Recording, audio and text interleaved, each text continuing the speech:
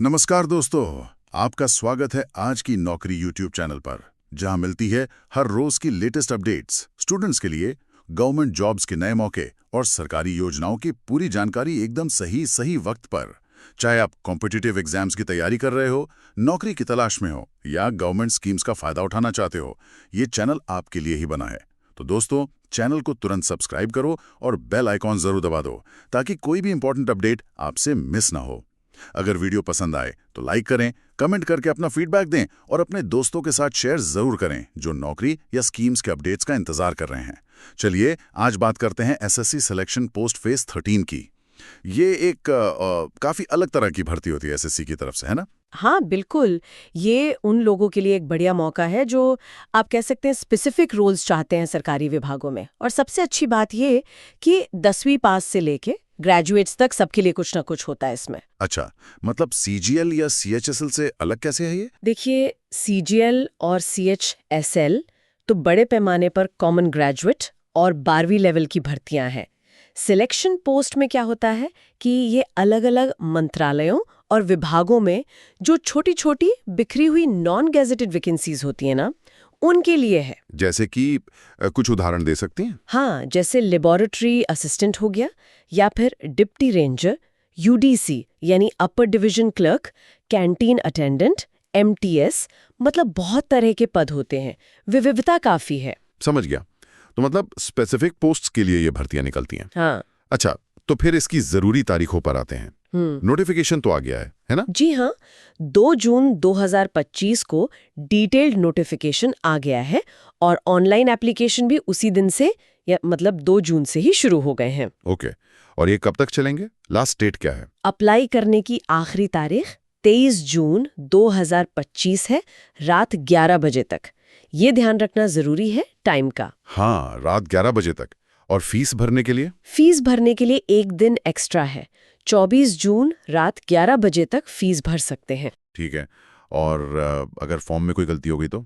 आजकल करेक्शन इतना भी मिलती है? हाँ बिल्कुल, उसके लिए भी डेट्स हैं।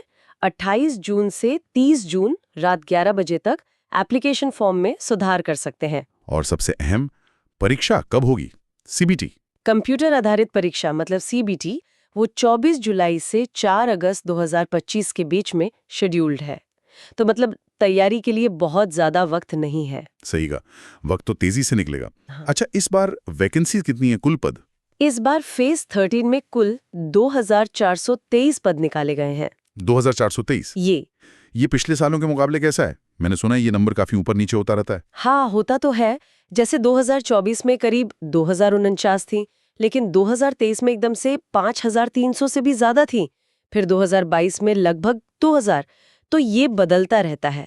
इतना ज्यादा अंतर क्यों? 2023 में 5300 और इस बार 2400 के करीब। देखिए, सिलेक्शन पोस्ट की वैकेंसी सीधी डिपेंड करती हैं कि अलग अलग डिपार्टमेंट्स अपनी कितनी जरूरतें एसएससी को भेजते हैं।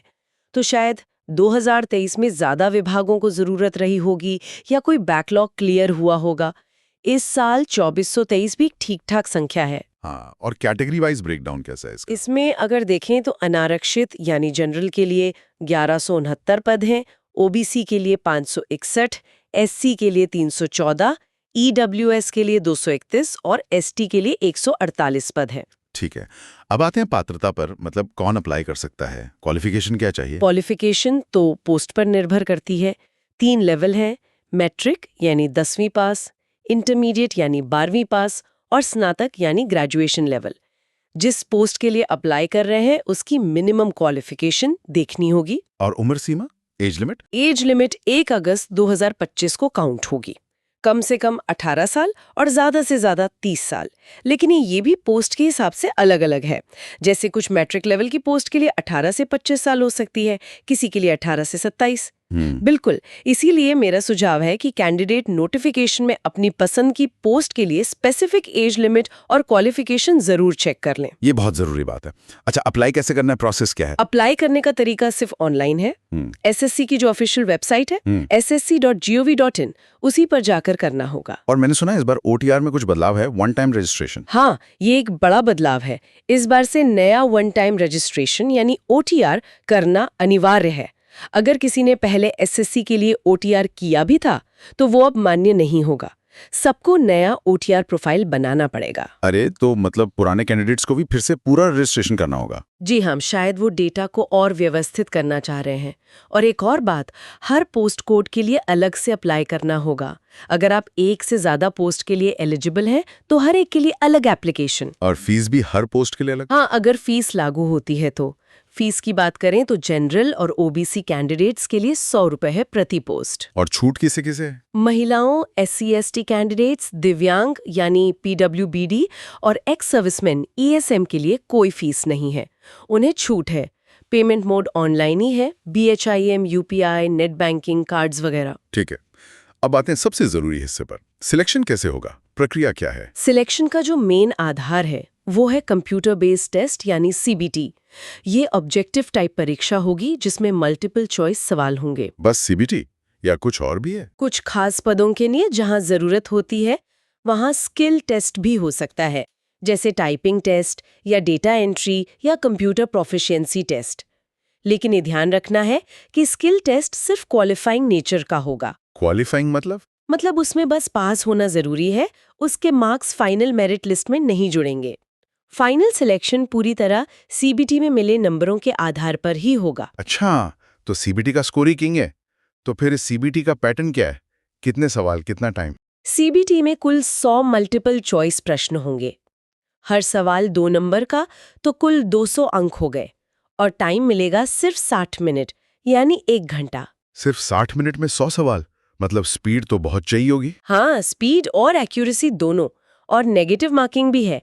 हर गलत जवाब के लिए आधा नंबर यानी 0.50 मार्क्स काटे जाएंगे। आधा नंबर, ये तो काफी ज्यादा है।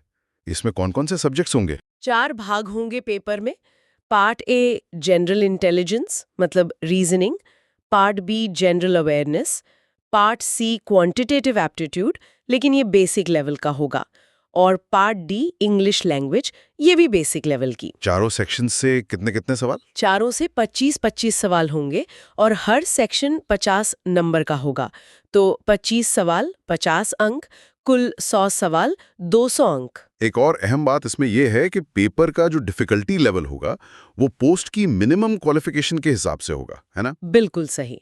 मतलब अगर आप मैट्रिक लेवल की पोस्ट के लिए अप्लाई कर रहे हैं तो सवाल 10वीं के स्तर के होंगे, हायर सेकेंडरी 12वीं लेवल की पोस्ट के लिए 12वीं स्तर के, और ग्रेजुएशन लेवल की पोस्ट के लिए ग्रेजुएशन स्तर के सवाल पूछे जाएंगे। तो इसका मतलब ये हुआ कि अगर कोई ग्रेजुएट कैंडिडेट 10वीं या 12वीं लेवल की पोस्ट के लिए भी भर रहा है तो उसे उस लेवल के हिसाब से तैयारी करनी होगी, ना कि ग्रेजुएशन लेवल की। हाँ बिल्कुल, यही उस खास पेपर के लिए उसे उसी लेवल पर फोकस करना होगा। ठीक है, ये भी क्लियर हो गया।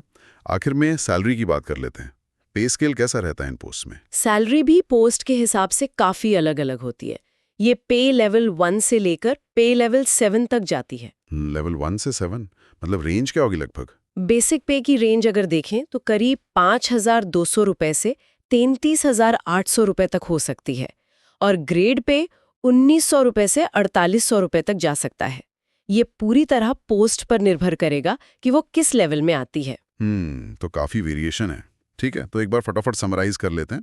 SSC सिलेक्शन पोस्ट फेज 13 में कुल 2,423 पद हैं।